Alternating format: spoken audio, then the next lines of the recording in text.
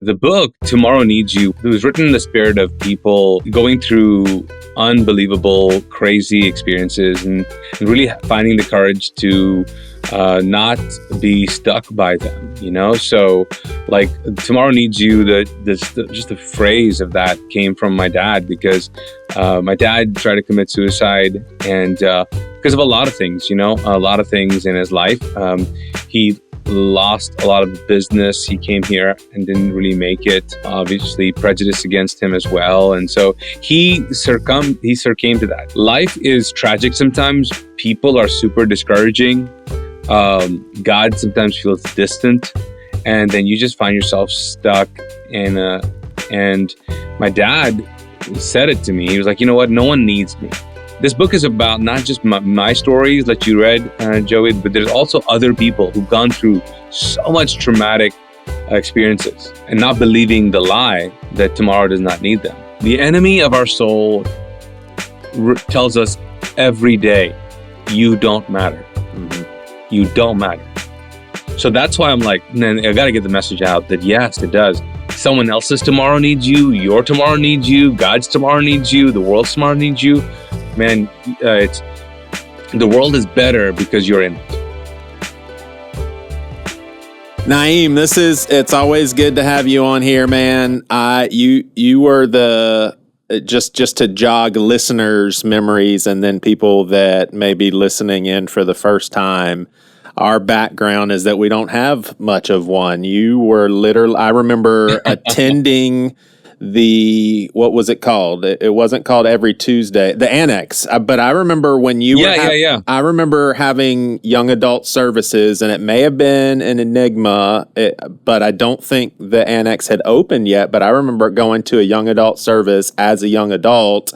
I think I was married, but it seemed to have been in the old auditorium, which is now the Student Center. Like, would I have remembered that correctly? Were there ever young adult services in that room? Yeah. So what happened is we started I was the young adult pastor. Yeah. And I oversaw also like youth as well. And then we started the Annex, which was a Sunday morning multi-site kind of a deal, the first, video campus deal. And then out of that, I started Tuesday night gathering. It was called Every Tuesday. Yeah. And at one point, we grew out of it, and we had to go in the auditorium. Gotcha. Okay. Yeah. All right. And so you may not even know this, but after you had moved on and started Mosaic in Charlotte, I taught a couple of times at Every Tuesday. So that would have been right when I came on staff, and that was that was 2005, and I want to say that was when you were on the way out around that year. Yeah. But you and Roy know each other because of just the overlap of Seacoast and Mosaic, I'm assuming. Do y'all know each other? Yes. Sweet. Yeah, just over the years, we've been around each other in different environments. Awesome. Do y'all like each other? But Roy, you came on staff after I left, right? I'm pretty sure. I did. I came back to Charleston in 2007. And that's when I left. Now, funny enough, I kept trying to remember. It would have been at some point in time while I was home, but I remember coming over to because what you just said, y'all originally did Every Tuesday at the Annex, right? Correct? Yeah. I actually came to a service, something y'all were doing. It probably would have been that midweek thing at the Annex. I remember being in the Annex when you were there. Oh, wow. That's man, crazy. Everybody remembers the Annex. Question is, Abbie, do you remember the Annex? Because if you don't, then she I don't even know why. Abbie wasn't born. Abbie wasn't born yet. We don't let her talk for herself on the podcast. She was born in 1993, Naeem. 93. She was just telling us that. Well, actually, so all right, I do Abbie, know I'm sorry. The only thing that I know about the Annex is because my brother, I'm the youngest of my family. We had two of my brothers were like, when we moved to Charleston in 2004, they got plugged into Seacoast, and we had to pick my brother up over in Bell Hole because he pulled a weapon out on a kid during service, and the police came, and then they kicked him out. So at a youth service. In his defense, the kid was being a bully. I don't know. But also now he's a police officer. So, Full circle. Full Oh, wow. circle. Circle, So that's wow. my experience over That at the spot in Bell that's Hall. crazy. And that's all I remember. Awesome. Yep. Well, if you haven't wow. caught on yet, Naeem, Pastor Naeem is family here. I've heard this terminology before, and some people may call it cheesy, but if you're old like me, you see it in the mystical sense that it really is. He's a son of the house, and that is a very meaningful thing, that you really are a part of this family. And it was just, I guess, God's will for you to go start your own knucklehead church, because we wanted you around here. Right. But you're still family. I want to, and so that's one of the reasons why it just doesn't feel right to have Naeem come on here and treat it like a little standard interview and get to know you and all of that. So today's conversation, it's going to be the four of us, and the context is going to be Tomorrow Needs You. It is a new book by Pastor Naeem. And Naeem, I read through the whole thing and I really loved it. And I'm going to bring up a couple of just stories that just have me jaw dropping, and it just makes for a very interesting thing to talk about on the podcast. But then I obviously want to get into the meat of the book and have me, Roy, and Abbie along for the ride as kind of participants. Okay. Participants of what your content is trying to get out there and let it sink into our hearts. But Abbie, I have not been able to ask you this, and so I just save it for the podcast. I'll catch Roy and Naeem up. So we had a podcast conversation, and it was during Black History Month, and I just so happened to have Abbie there, Lynn Stroy, and I'm pretty sure Tamilix Copeland, Lynn and Tamilix, both being Black people, and Filipino Abbie here. And I thought, hey, it would be a good opportunity with these guys here to talk how they think Seacoast is in ministering to all types of people, and how they have felt here over the years, especially leading ministry and all of that. And I actually couldn't stay for that portion of the conversation, ironically. which is a story in itself that I'm still getting flack for, and rightfully It's convenient, so. buddy. Rightfully so. But listening back, I really was taken back, and that usually has a negative connotation. I don't mean it negative at all. Taken back kind of on myself, because Abbie's response was, basically Abbie said, I'm kind of caught off guard because I'd never thought of myself as having a different life than the white family that I was brought up into. And so, Abbie, I know you didn't take any offense to that question, but it did make me question me just assuming that you have the experience of a person with color, and you didn't have that experience, and you didn't really have much to add to that conversation. But ironically, you added tons to the conversation, because we're still talking about it right now. But would you say that was kind of a blunder on my part, to just assume that you could speak in this unique stance of being a person of color, and you're like, no, there's a disconnect here? I wouldn't use the word blunder. So, Naeem, I'm adopted. No. Let me You say can this. use it, Abbie. You can just say I it wouldn't about say him. blunder. I think it's literally like, you're not the only one that would have done that, and no one, like, until you kind of make that blunder, if you will, you're not going to know how that you shouldn't have asked that. Because I even remember getting the questions from you, and I was talking to my husband, and I was like, this is kind of wild, because I don't know. My experience is that I am not Asian. Oh wait, I am Asian. So it was this weird, and I don't think that it's necessarily like, I actually think it was really good that it happened, because it could have been, anyone else, any other person of color on there. And at least as far as I know, staff wise, I don't know if there's any other experiences like mine, in the sense of my DNA and everything says Filipino. I look Filipino, but I have zero recollection of the Philippines or any experience growing up as a Filipino. And so it's just a good learning experience for you, maybe. Yeah. Okay. All right. Roy's probably going to stick with blunder, but you're a lot nicer I'm about saying, it, and I like, it appreciate could have it. been worse depending on depending on who was getting the question too. Yeah, yeah. All right. So you've talked about this on the podcast before, so it's common knowledge. But just for a connection point with Naeem, are you still living with Ben and Jenny Mayer and community as two families? Sadly, no. But also grateful because we were able to save money and buy a house. So we moved out to Allendale, got some land and some chickens. And it's awesome.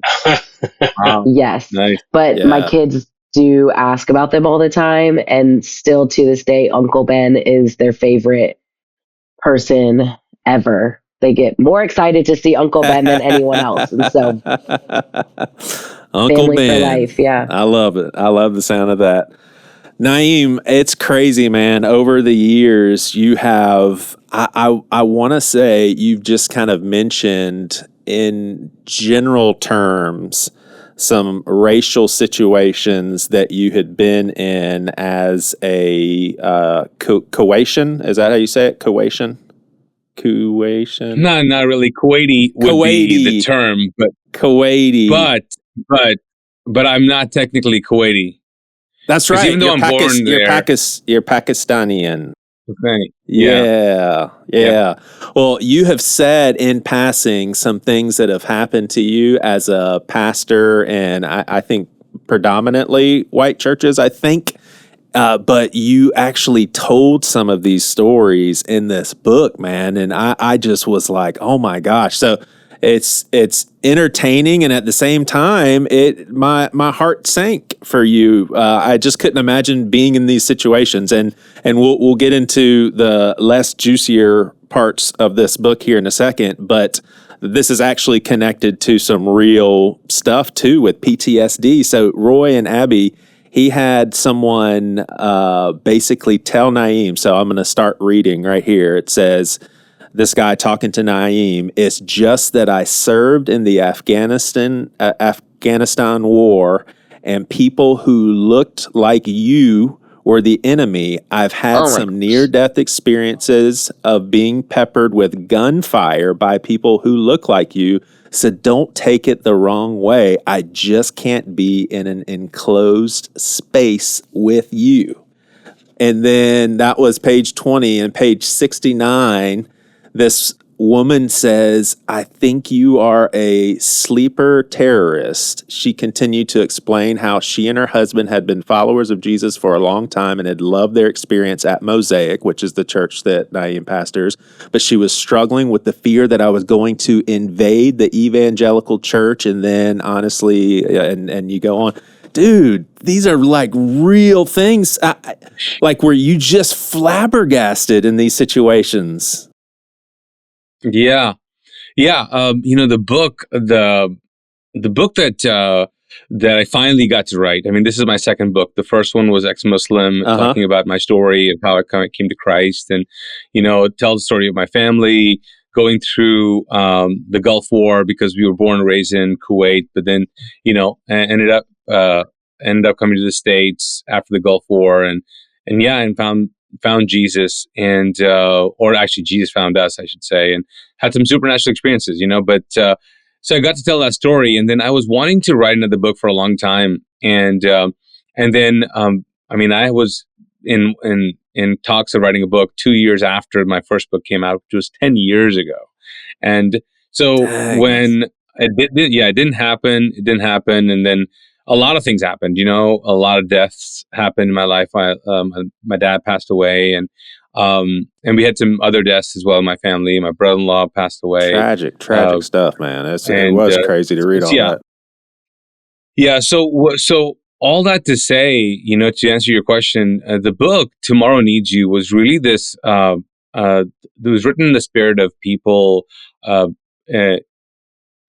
going through unbelievable, crazy experiences, and really finding the courage to not be stuck by them, So, like, tomorrow needs you. Just a phrase of that came from my dad, because my dad tried to commit suicide, and because of a lot of things, a lot of things in his life. He lost a lot of the business. He came here and didn't really make it. And he was discouraged by a lot of people. I mean, there's a lot of obviously prejudice against him as well, and so he succumbed to that. He just got lost in it. And so when I think of my experiences and when I wrote in the book, I mean, I'm so grateful that I did not, because life happens, right? Life is tragic sometimes. People are super discouraging. God sometimes feels distant, and then you just find yourself stuck in a.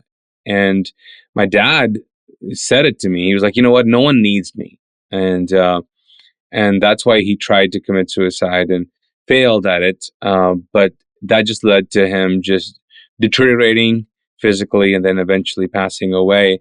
And so the book is really about all these people, the stories that, yeah, I mean,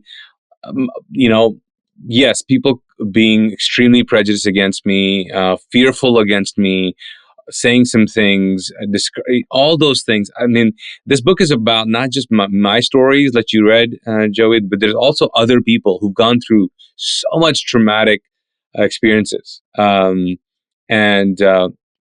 have come out of that. They've come out of that, uh, and not believing the lie that tomorrow does not need them. Mm-hmm. So, yeah.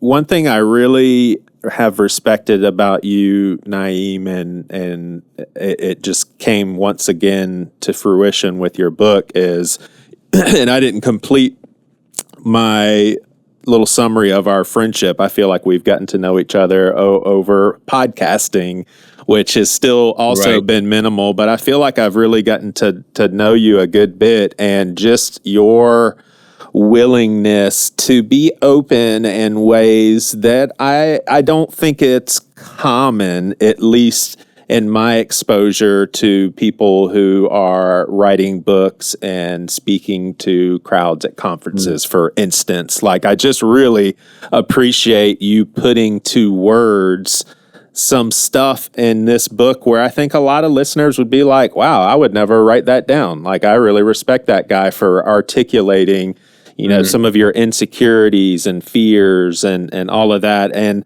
I wanted to ask Roy and Naeem, I want to know if that's a muscle that you feel like you have had to exercise over the years. But before I ask y'all that, Roy and Abbie, how well would y'all say that you guys are in that sort of transparency about your weaknesses? Like, just at this stage of life, would you say, yeah, I have a pretty healthy interaction with humility and my openness about my struggles? Like, where would y'all say y'all are at with that? Either one of y'all. I want to hear from both of you, though. I think I'm getting better, and I'm in one of the best places that I've been. But I think some of that is also causing it to be like, wow, I also, at the same time as I realize some of that, there's so much more that I don't know.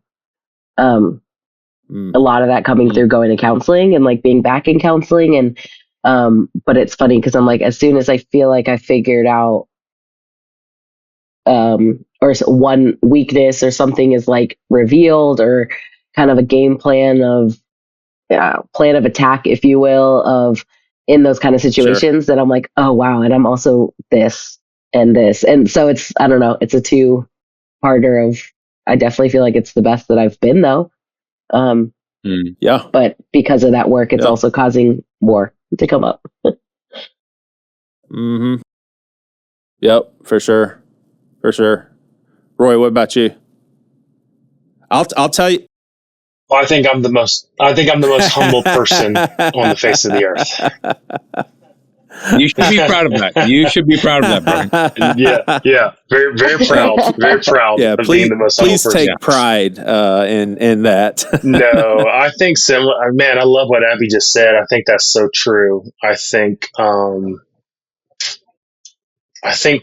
more in touch you get with that side of yourself, just kind of self-awareness, the more you realize how sometimes in other words, the more you lean into that area, the more you realize there's still so much that's hidden.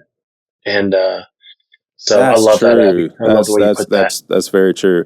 Yeah, because I've always found myself I would say I'm a pretty transparent person, but then I realize that I've still got secrets. For instance, I'll tell y'all a huge learning curve.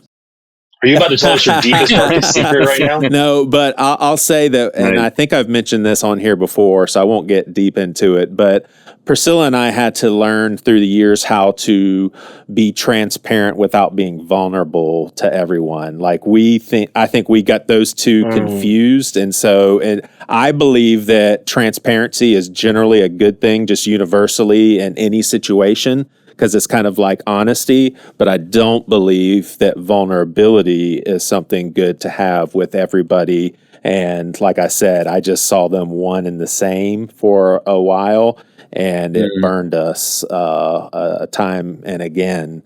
But I'd say at this stage of life, I have made some mistakes that have humbled me beyond what I could have done on my own accord. So I see them as gifts now, but in the past, they were really tough things to go through. Like I said, some mistakes. Other times was just my mental health crisis and just the vulnerable state I was in, pretty much at the mercy of my wife, who was there for me, and friends and family, but just needing other people. So I feel like if maybe I didn't have the strength to humble myself at the levels that I have been humbled.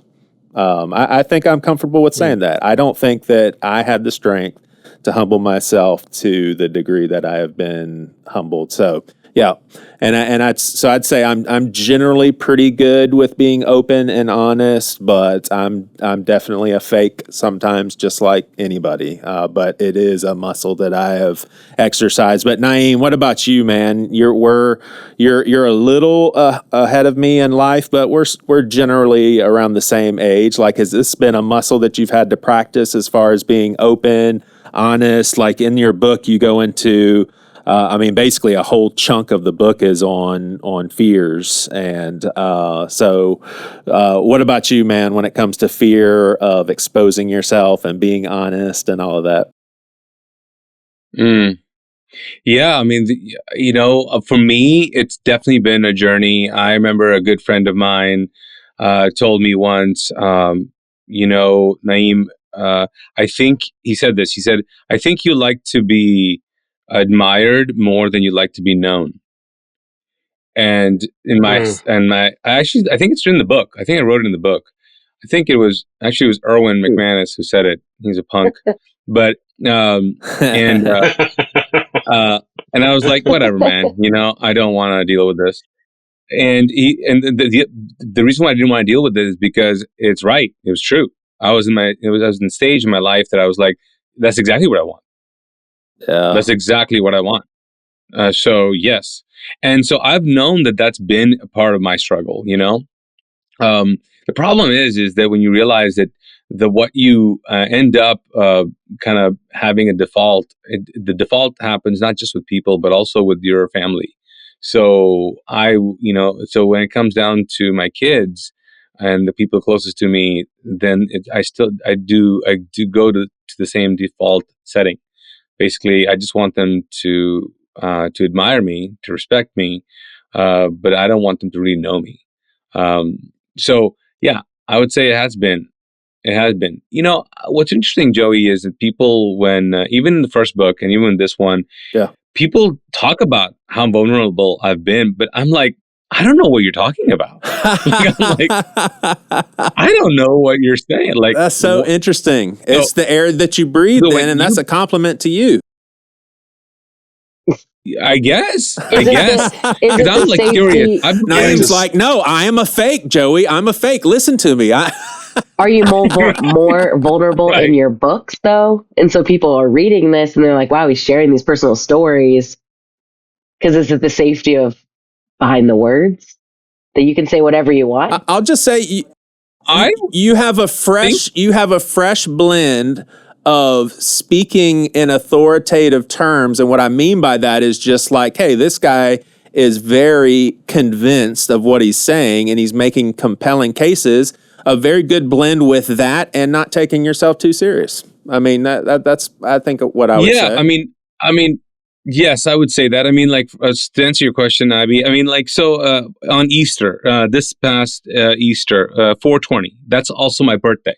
Okay, so Easter fell on my birthday. My birthday fell on Easter.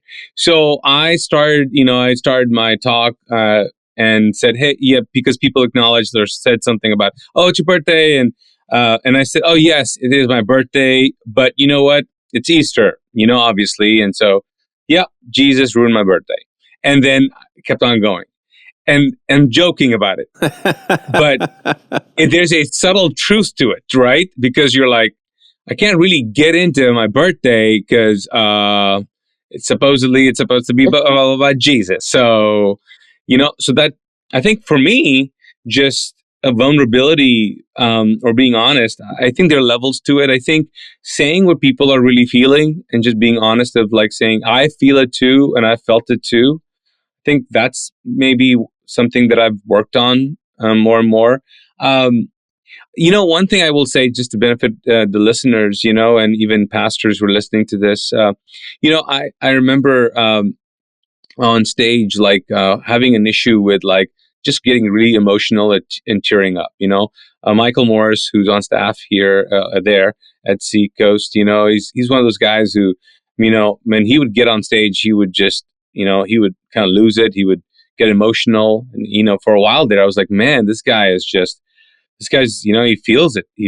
And I didn't want to be that guy, honestly. I didn't, for in my culture, a male, weeping or getting so showing that kind of emotion, having a, tear in his eyes on stage. I was like, that is not my vibe. I'm not doing that, and I can be passionate and angry, but I don't want to be, I don't know,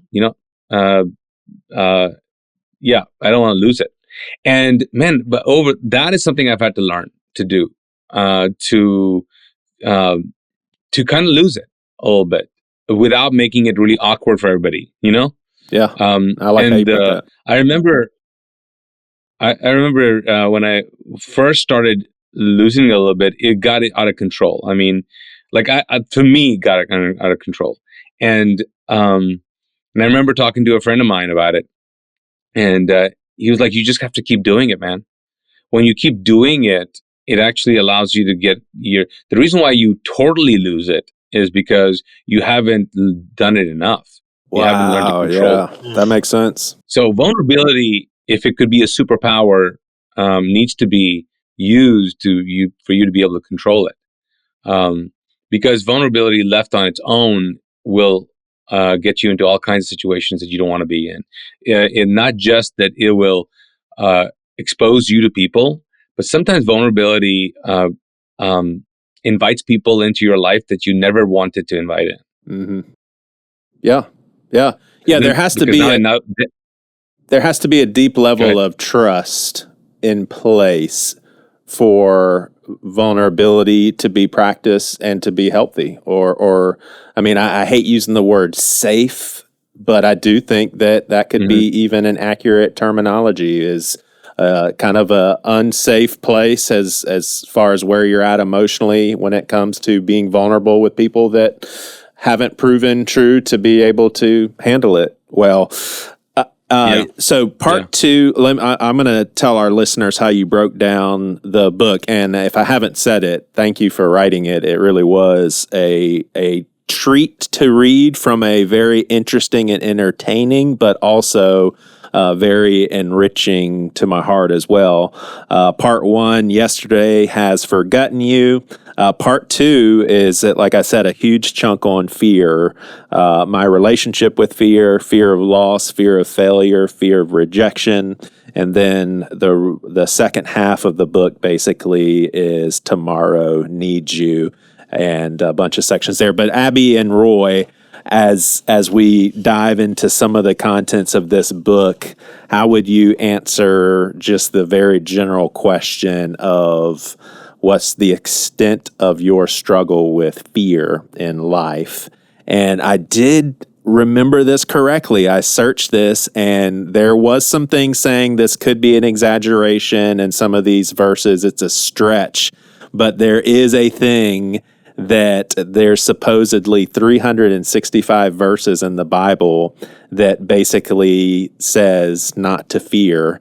It is an unbelievably common theme in Scripture, and I think it's super neat that somebody has made the stretch of 365 days in a year reminders of not to fear. But Abbie and Roy, how are you guys doing with fear? Because it's obviously not from the Lord. Go ahead, Abbie.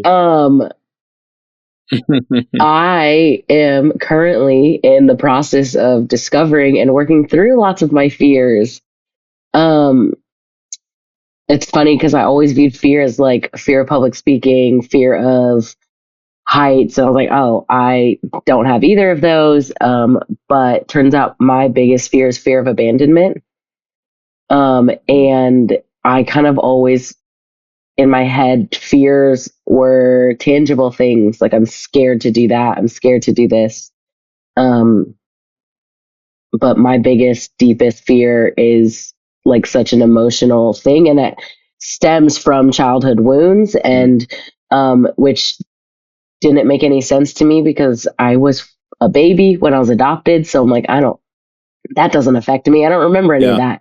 And just discovering how much that holds me back in so many areas of life, even in vulnerability. And like, it is hard for me. I've had to learn over the last like year or two how to be vulnerable and transparent with people. Oh, lights just went out. Because I'm terrified to do either of those because I'm terrified that if I am vulnerable or at what level can I get with someone before they leave? What's going to be the final straw that makes them leave? And it translates to literally every part of my life and faith. And so fear is. And was there and was there a time when you didn't I'm assuming there was a time, maybe somewhat recently, where you didn't realize how much this had permeated. Yeah, every aspect he literally of your life? had, in counseling, Pastor Michael had me do this like whole survey thing and to figure out my attachment style. And that's when I found out how big my attachment style is fearful. And so it's like there's anxious, avoidant, and then if you are both anxious and avoidant, then you have a fearful attachment. And turns out that I have fearful attachment. So I appreciate you, first of all, sincerely. I appreciate you sharing that, especially given that it's like current things that you're working through. I'm literally, you're reading through that book, and I have a book. I have a book that I'd like to recommend called Tomorrow Needs You by Naeem Fazal. It's a really good book. You should check it out. I did, admittedly, when you asked about this podcast, I did go look because I was like, I'm going to read it before we talk to him. And I was like, oh, it doesn't come out until later, so never mind. Turns out you had a copy, Joey. Thank you so much I for could have stolen your copy. You can grab this copy. You can grab this copy. Roy or Naeem, I interrupted one of y'all, I think. I'm sorry. No, I didn't want to. Abby, you're not afraid I'm in of the dark, mother's room, and I'm like, I need to turn the light back on, but. Okay. Oh, that's funny. Well, hey, I did want to say something about Abbie's comment about, your fear of abandonment. I do talk about fear a lot of things, but one of the biggest things I realized about fear is that the solution to fear has always been presented as faith. Faith has been the solution to fear. People go, hey, faith, not fear. It's that's what you got to do. And you got to have more faith. You got to believe more. And people go, hey, let's just believe that God's able, believe and believe and believe and believe. And so I talk about how fear is not the solution to fear. Faith is not the solution to fear. Beauty is. Because faith is the opposite of fear. It's not the solution. In fact, the scriptures talk about how actually love is, and I connect beauty to love, and like the idea of like having a beautiful relationship in front of you, like is so powerful. It dismantles fear in our life, and I'm so glad you brought up this idea of abandonment, because Psalm 27 is one of my favorite psalms in the scriptures. And as a Muslim coming to faith, and my mom is still a Muslim, and going through season of a where they were like disown. There's a this moment you're like, you're not my kid, feeling like, oh my gosh, my cousins, I'm not gonna have a family. The fear of abandonment. You realize that in the Psalms, even David was like, though my mother and father forsake me, the Lord will receive me. And so I think people do a lot of work in attachment styles and try to move past or wrestle with or get some tools to um, combat fear of abandonment. But and I mean, I kind of spell it out in the book, and that's why I think the book is so important for people, because the fear of abandonment is conquered by the love of God, the acceptance of God, the beauty of a beautiful relationship with God. That's really the big thing, and is that if you don't have a beautiful relationship that gives you your core identity and secures you forever, you'll always will always fear the most important person leaving us. Mm-hmm. But if the most important person, the most beautiful relationship you have is a relationship with God through Jesus, man, Mm-hmm. he said, I'll never leave you or forsake you. I'll be with you forever. And even as I'm leaving, I'm sending you my spirit who's going to live inside of you. Mm-hmm. Yeah, when I read through a book and then prep for an interview about it, I typically try to think of like an additional title or an extended title. And the words that kept coming up as I reflected on this book, Naeem, is tomorrow needs you, be free, and do not fear. Like it really does feel like a book that is saying, hey, there is freedom for you, and there's also a world in which you can confront your fears. And I'll quote you here, and then I have a follow-up question about it. You say that it's not the absence of uncertainty, but rather the proximity of his presence that helps us in our doubt. And I'm curious, I'll ask all three of you, and it sounds like, Naeem, maybe you're hinting at this with something earlier you said, but wouldn't y'all all say that there's a lot of Christians that somehow, and I'll say I can see where they're coming from. I don't think it's completely unfounded, but they have basically taken a numerous amount of scriptures and they've formulated a theology that basically says my safety, my physical safety is connected with God's goodness. And so if something is going awry with my physical safety, whether it's sickness or me getting hurt, then it may be connected to me not living up or God being upset. But there is that sort of connection there. So when we hear people whose theology is kind of crafted in this way say stuff like God is faithful,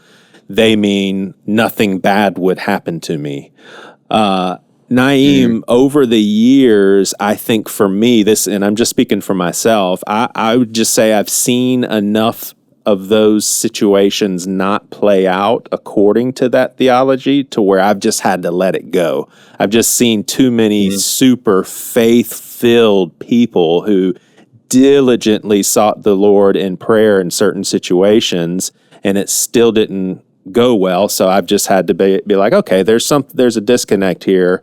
I believe God is still good, and there's some really bad things happening despite lots of faith and lots of prayer. So, are you hinting at, or are you basically forcefully telling your readers that the promise that we really can hold on to, it's basically God's presence and Him being with us? There's not a whole lot of extra promises of safety in this physical realm. Would y'all all agree with that at this point in your faith journeys? Am I asking that question Absolutely. in a clear way? Yeah, for sure. You agree with For those sure. sentiments? I was, I was just having conversation Monday with somebody kind of similar to this, and they're going through a hard thing right now, and kind of asking that question, kind of asking the like, what have I done wrong question, and I was just relaying I was talking to the husband, and just telling him, like, honestly, I've gotten to, I mean, for me, it's just, I've had to settle this in my, because just experience and looking around and watching good, just like you said, good, faithful people who I know love the Lord, obviously, who have served Him well. I mean, the reality is life doesn't always go the way we want it to go. And so when it comes to certain things, I've developed this I've determined in my mind that should those things, ever come to fruition in our family, the question that I would ask is, why wouldn't it be us? Mm-hmm. Like, instead of asking why us, the question I'm asking is, why wouldn't it be us? Who am I to think that I'm somehow, that my faith or my whatever is shielding me from things that I know I've looked around and watched everybody else that loves the Lord have to walk through as well. Cancer. I mean, if cancer strikes my family today, why would I ask the question, why us? I agree. How many people are suffering, and having to walk through cancer? I think the better question is, why not us? Like, who am I to think that we're shielded from that? And so, yeah, I just think, obviously, we live in a fallen world that doesn't promise us that following Jesus means everything's going to go well. Jesus really meant it when He said, in this world you will have trouble. Like, seriously, like, He wasn't playing. Yeah. He was being serious, you know, and take heart, I have overcome it. In the future, there is going to be one victory in its totality that will overcome all things. But in this world, you will have trouble. Yeah. And I think just one last thing I'll say, I think we all think in those moments that we're in, we're the only one that this is happening to, or we're the only one that this is, and there are very few things that any of us will walk through that we would be like the first or the only one that's ever walked through that. It's like, dude, countless number of faith-filled people have walked these journeys before us, and have come to the other side and shown that God is faithful. Just like you said, His presence is faithful, even in the and midst Naeem, of that. that's what you touch on a lot in your book, with these really heavy stories of tough things that were happening to people that you loved. Is this partly like what we're talking about currently? Is this what you were trying to get at also, that in this statement, is this what you were getting at? It's not the absence of uncertainty, but rather the proximity of His presence that helps us in our doubt? Yeah, I believe so, for sure. So I think of a couple of things. Number one, I think of, like you mentioned, the stories of people who allowed me to write about them. And just the abuse they've come out of, the tragedy they've come out of. I mean, it's been really inspiring to write their stories in this book. And that's why I think it's so important for people to read other people's stories, And so, but as we were going through these stories and recounting these traumatic experiences, I mean, that was part of the book writing. Especially in this particular book, is that you got to sit down and retell the story of abuse. You got to retell the story of death. You got to retell the story of betrayal. You got to retell all that story, and that was intense. And And the question always, that people and humanity thinks about is like, why is this happening? And Roy, I'm glad you were talking about that. Like, why not us? Why not us? And but we're going to continue to struggle with that. Why is it happening? And so, this term, I'm sure, Abbie, you've heard this before. And the idea is, everything happens for a reason. Everything happens for a reason. Everything happens for a reason. And in the book, I actually come against that, like, not in a forceful way. I just kind of say, hey, I don't think it's helpful to say things like everything happens for a reason. Mm-hmm. And I get the heart behind it. It comes from a very good place, very good place. But like with the life of Jesus, even him, he doesn't go and say everything happens for a reason. In fact, when he and his disciples encounter a guy, and the disciples look at this guy and who's lame, and they go, "Hey, so who sinned?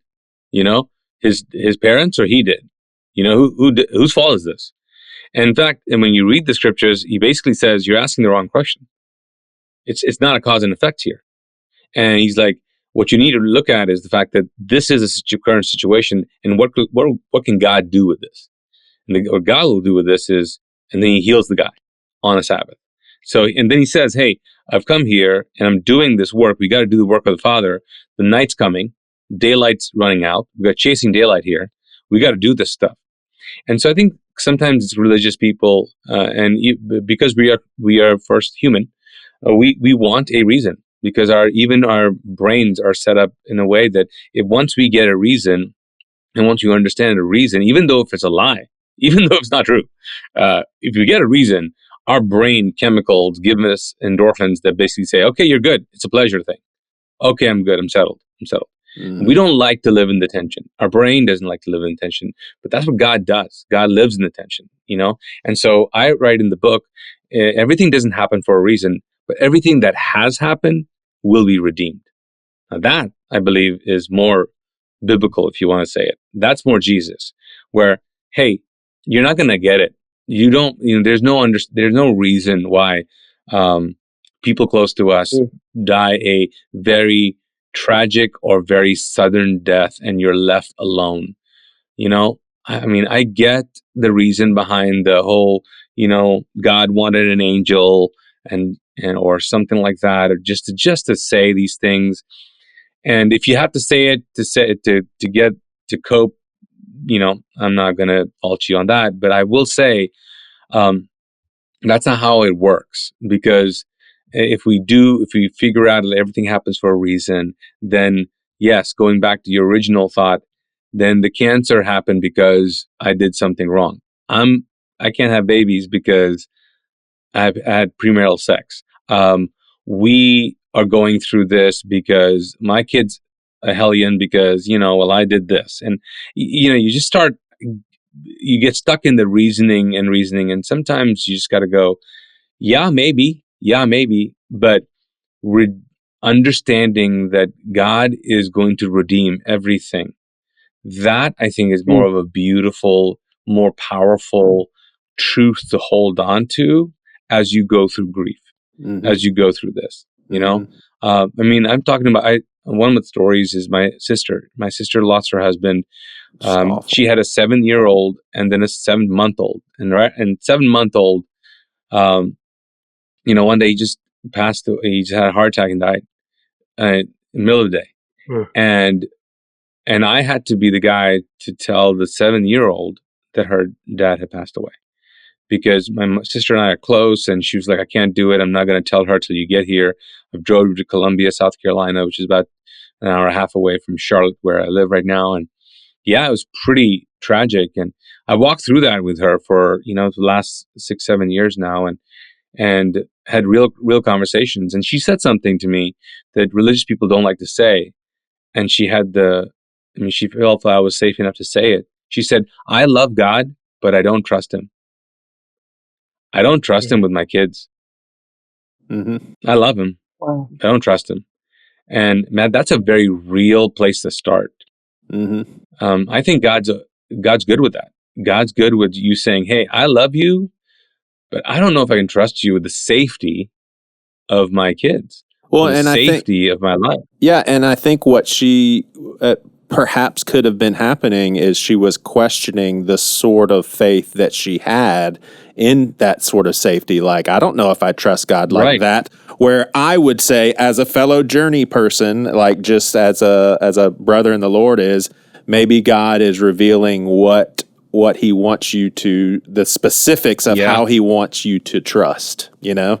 And, Right. and another thing that I thought about this, and I want to say I brought it up to Pastor Greg a few weeks ago on the podcast when he was talking about his grief with having lost his brother, is I would be comfortable in saying that, Naeem, if God did not have a redemption plan where all things would be redeemed, He just didn't do that great of a job being God. Like, failure.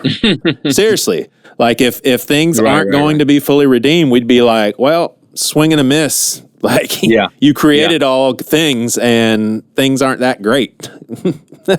Yeah. It's that what's so great redemption about it's that redemption that we hold on for our hope, for our dear lives. Right. And you know what's great about that when you talk about it, about God should be fired if He doesn't have a redemption plan, right? Mm-hmm. God should be fired if His job description was to have no suffering and no, like, if when people say, well, I can't believe that God exists because all this pain, all the suffering, and all these evil things happening. I'm like, well, when was His job to do that? Because if you're right, if His job description was, because of me, you will have no pain and suffering, nothing to fear about, no anxiety in your life. If that is my job because I'm God, then if He's not doing that, He should be fired.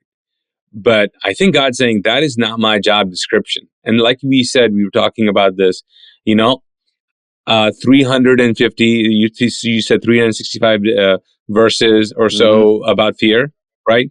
And the idea of, like, it's not the certainty, but His presence that we need. I mean, He told Joshua, He's been telling people all the time, He's like, listen, I'm going to take you somewhere. I'm going to ask you to do something. Be strong and courageous. Be strong and courageous. Like, at some point you stop and go, why are you telling me to be strong and courageous? I thought you were going with me. And He's basically saying, I'm going to go with you and I'll give you the land. I'll give you the land. But you're going to be scared out of your mind. You're going to be stressed out, and you're going to maybe even make some terrible decisions. Fear is going to overtake you. I just want you to know, don't succumb to it.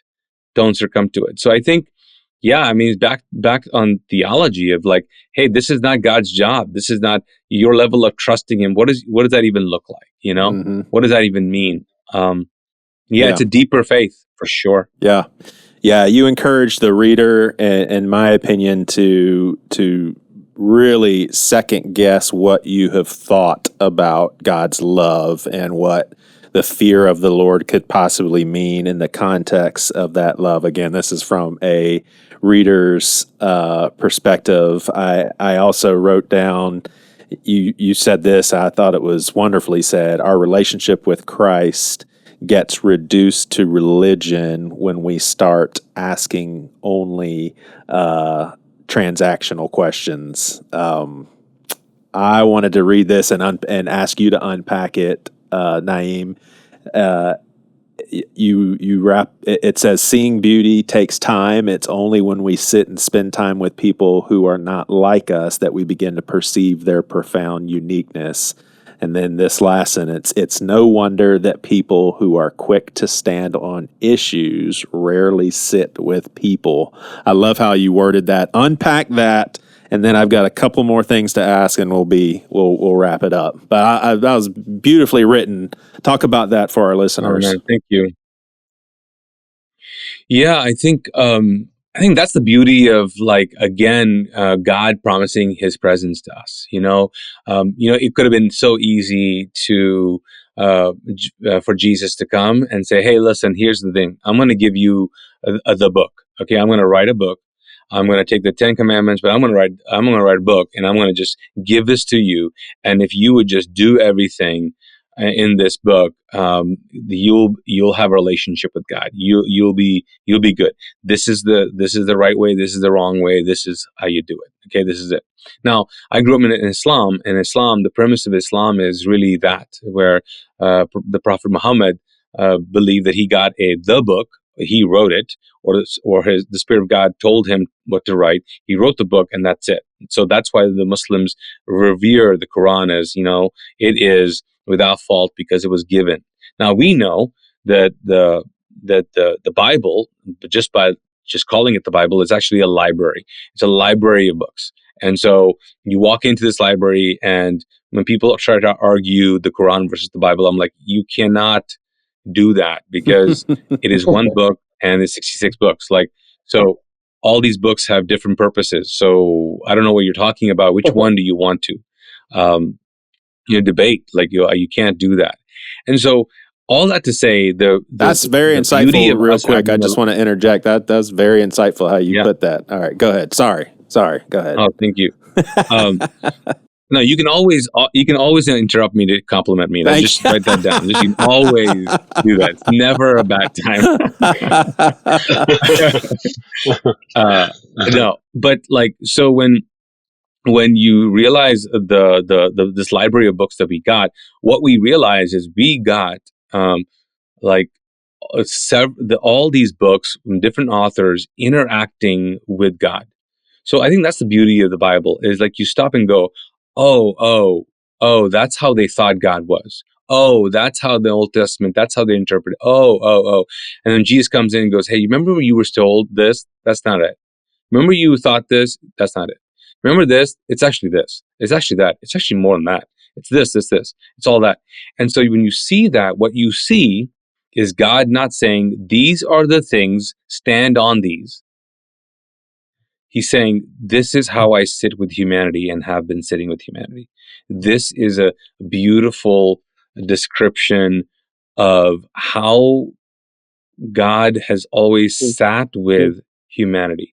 I mean, the fact that Jesus grew up as a human should say so much about the character of God. What does he do? He sits and lives with people. I mean, there's a very good chance. If there's a 100% chance that he sat with his mother when Joseph, his humanly dad, passed away. Dang. There was a moment with that. There was a moment, I'm sure, that Jesus could have thought, you know what, I could actually just heal him. He doesn't have to die. He could have done that. I'm sure Mary was like, hold on, you just raised Lazarus from the dead? And James being in that story going, so you could have done that to Dad, but you didn't do it? So you know what I'm saying? It's so complicated. Humanity is so complicated, and God's in that. So when it comes to people's brokenness and why they do the things they do and live the way they live, I mean, if you don't sit down and have those conversations with that, you're going to have laws and books and whatever to just stand on. And Jesus continually took the laws and he said, I'm not breaking them, I'm fulfilling them. It's like even supernatural laws, natural laws. Jesus broke all of those. Mm-hmm. I mean, he defied gravity. I mean, you broke a law. Yeah. You broke law feeding the 5,000. You keep breaking the laws that were set in place. Mm-hmm. And I feel I think when it comes to other people's humanity, you cannot stand for someone's humanity, and you cannot have the right to say something about how people should live or the right to say something about someone else's humanity if you have not sat down and experienced their humanity. Yeah. Dang, man, this is good stuff. I wanted to make mention of an analogy that you brought up that I thought was just very interesting, and then we'll wrap up with theological thought, and then I want to let Abbie and Roy chime in one last time. But you were talking about bomb shelters And it was just such a neat analogy. I'll actually read this part. It says, "Are you afraid you will never be successful, never be married, never have financial security, never truly be free of addiction? Has fear promised you protection and security while all along locking you in a room? It's a mediocre room, but it's pleasant enough to keep you unaware that it's actually a prison.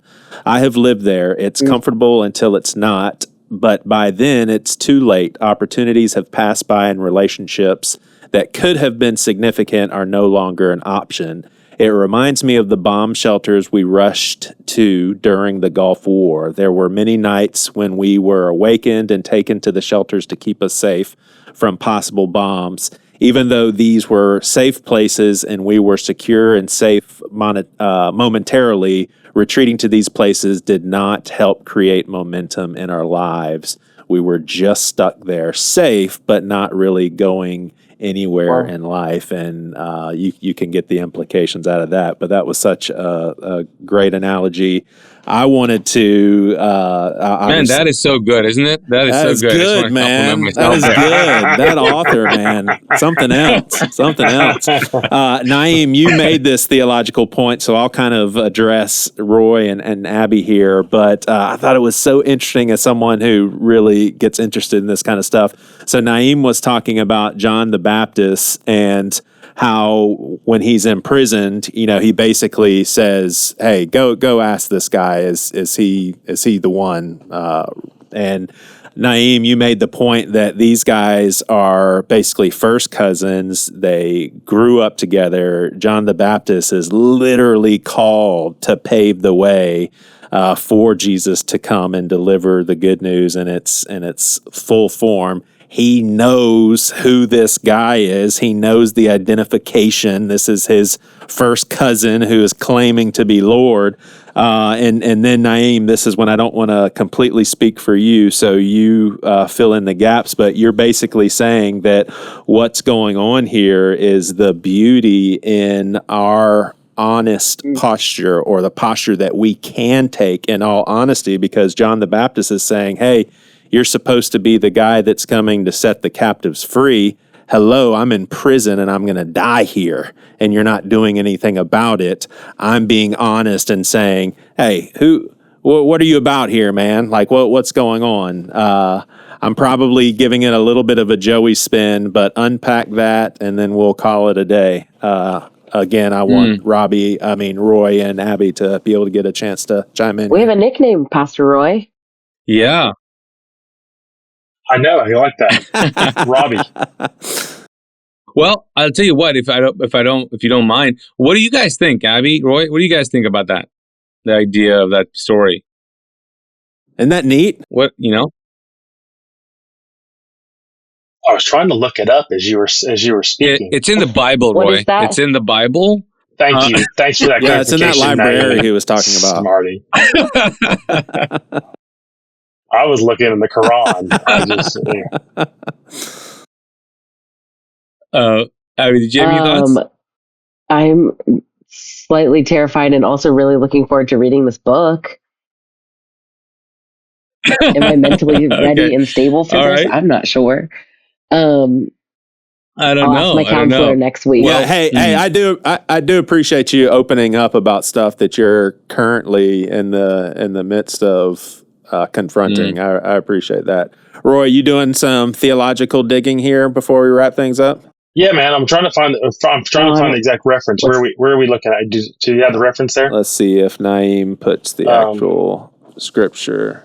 It's not in the Bible. Made it up. He completely just made this up. Oh my gosh! Come on, people. It is Matthew 11:4-6. Jesus told them, "Go back to John and tell him what you have heard and seen. The blind see, the lame walk, those with leprosy are cured." I'm trying to.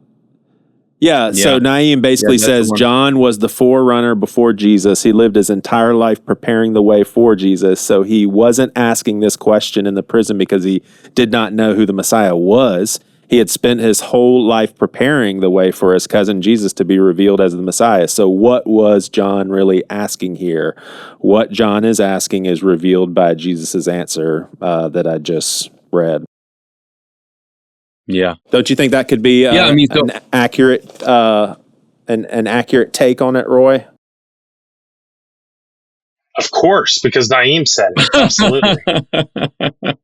and yeah, and I'm Middle Eastern, so I'm closer to I Jesus tell than I tell Exactly. everyone that Closest Jesus one looked on more this like me than call. he did you. Just saying. He was a brown skinned black hair. It's awesome. Yeah.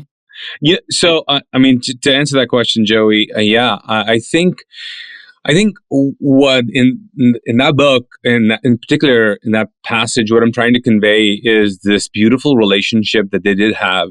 How John and Jesus had this relationship, which was so unique. You know, like I said, like there were cousins. John spent his life, his purpose in life, to prepare the way. Jesus is literally growing up. Like, so you got John in his 20s, you got Jesus in his 20s. John is in the desert preparing the way. Like he's been at this thing for a long time. Jesus is doing carpentry or whatever, taking care of his family. Don't know when dad died. So he's been doing that. So he's been doing that most of his 20s, which is really fascinating. So John gave up a lot of his life, to do this one thing. And so then finally Jesus comes, starts his public ministry, and then he goes to the first person, which is John, to get baptized, which is very crucial. Mm-hmm. What's interesting enough, though, is that when he goes there to publicly say, okay, I'm on the scene now, I'm going to start doing this thing, guess what does not happen? John and Jesus never connect. They never do ministry together. That's interesting. So what was happening? So now you've got John's disciples going, now, okay, all right, okay, this is happening. And then John says, behold, the Lamb of God who takes away the sins of the world. Hey, I must decrease, he must increase. Go follow him. He basically says, I just baptized you. Now that's your rabbi. You go follow him. Mm. And they're like, so what are you going to do? No, I'm done. Like, you go follow him. So they didn't do ministry together. They had this love for each other. And then you have this very vulnerable moment where John, he knows it's over. He knows it's over. He made a political statement that got him in prison and was going to get him beheaded. And that's what it was. I mean, he came against the ruler there, said something about his morality, got him in prison. Or his morals and all that, got him in prison, and he was going to get killed for it. So I just want you to know, like, Jesus, it's very rare that he will compliment someone's character in depth. And so when he refuses and he tells basically the disciples of John, go tell him that all these things are happening. Tell him, I've been doing exactly what I was called to do. And my friend, you are doing exactly what you're called to do. Like right now, you're in prison and you're going to be killed because I love you, but I'm not going to save you. But I just want you to know you're at the center of God's will. And I'm in the center of God's will. We're still at this together. And you're still faithful till the end. And when his disciples went to go tell John, I mean, he looks at the crowd in that passage and he says, what kind of guy were you expecting to find in the desert? Let me just talk about John. He said, let me just talk about John. What were you trying to find? What do you think? Do you think he's a weak guy? Like he's correcting all the rumors of like, oh my gosh, John doesn't know who Jesus is. No, he's like, what kind of guy were you expecting to find? A guy who, who's tossed in the wind, a guy who's not secure, a guy who wore rich clothes, a guy who had privilege or power or all this protect. Who do you think you were trying to find here? No, this guy. There's none greater than this guy. This guy is going to give his life for this cause. Yeah. So and then he compliments him, and then he says, and I'll tell you what, the least of God's kingdom is greater than John he says, this could be you. This could be you. When you commit yourself to the center of God's will and you give your life for it, this could be you. This is the kind of people. And guess what? This is going to be me. Like, I'm going to do the same thing. Like, I'm going to give my life. He's going to be beheaded. I'm going to be crucified. I mean, I know that this is my interpretation of all this, but not my interpretation, but this is my telling the whole story instead of just that passage. I love it, man. I really do. Yeah, it's good stuff, man. Very much so. I love, I feel like we got a little extra out of you in addition to all the stuff that came out in your book, which is a great book. Highly recommended. Congratulations, Naeem, on another great book. And is the best, is Amazon preferred, or do you like people going to your website? And you also, and we can edit anything that's inaccurate here, but I want to say that you rebooted your podcast recently. Yes. Give us the scoop on all things Naeem, all things Tomorrow Needs You. Well, I mean, first of all, the publisher has been really amazing with this. And so, yeah, we've been just slowly getting to the release of this book. So right now, people can buy it, pre-order it, Abbie, pre-order it on Amazon. You can do that. And it's available on Kindle and Audible as well. Do you do it? I did not read it. And when you read the book, not if you read the book, when you read the book, you'll see why. Talk about vulnerability, but part of my I have a learning disability, and I have dyslexia and dysgraphia, so I couldn't really physically read it. I tried a lot in my first book and tell the whole story there. But so Amazon, you can get it in all kinds of ways. We also came out with a merch store. So, I don't know if you noticed, was trying to figure out what that logo was, and it was sweet. And it's the book. That's sweet. Awesome. Yeah, and the rest of this is on my back. I don't know if, but yeah, we've got hoodies and T-shirts and all that. And yeah, the message about Tomorrow Needs You is one that, man, I don't know of anybody. When I don't know of anybody who who doesn't need to be reminded of that. Yeah. I just don't know a soul. Yeah. I just don't know a soul who doesn't need to be reminded of that, because listen, the enemy of our soul tells us every day, you don't matter. Mm-hmm. You don't matter. So that's why I'm like, man, I got to get the message out that yes, it does. Someone else's tomorrow needs you. Your tomorrow needs you. God's tomorrow needs you. The world's tomorrow needs you. Man, the world is better because you're in it. So yeah, you can find this on Amazon. That's the best way. The podcast, I interviewed a couple of people who are in the book or who've been a part of this project. Just great conversations about, and some of them are kind of either experts on this or on some of the conversations we've been talking about. It's been really great. John Gordon, we'll put that in the show notes. Yeah. And then it's about 6-7 sessions, and then I'm going to reboot the podcast in a couple of months later, probably in the fall, and it'll just continue telling the stories and of how God, has transformed people's lives, and how people have been courageous enough to believe Him and trust Him and create. But yeah, that's it. Awesome. On Instagram, follow me on Instagram, all that. Yep. We'll have it all there. Thank you so much, Naeem. And Abbie, you're welcome for introducing you to a new friend. Roy, you've met already, but it was good hanging out with all of y'all. It definitely felt like a small group, hearing mostly from Naeem, and but being encouraged by all of y'all. So I appreciate y'all. Thank you so much, Naeem. Yeah. Can't wait to read your book. Always good hanging with you, man. Yeah. Oh man, thank you guys. Seriously, good to meet you, Abbie. Good to see you, Roy. And Joey, thanks for this, man. Appreciate you, seriously. Yep. All right, we'll see y'all. You've been listening to Seacoast Church's Things You Won't Hear on Sunday podcast. You can now become a patron of this podcast and receive exclusive content. Your support goes towards Seacoast ministry efforts in local prisons. Also, be sure to leave us a review and subscribe to this podcast on YouTube for video versions of these episodes. All this information can be found in the show notes. Thanks for listening.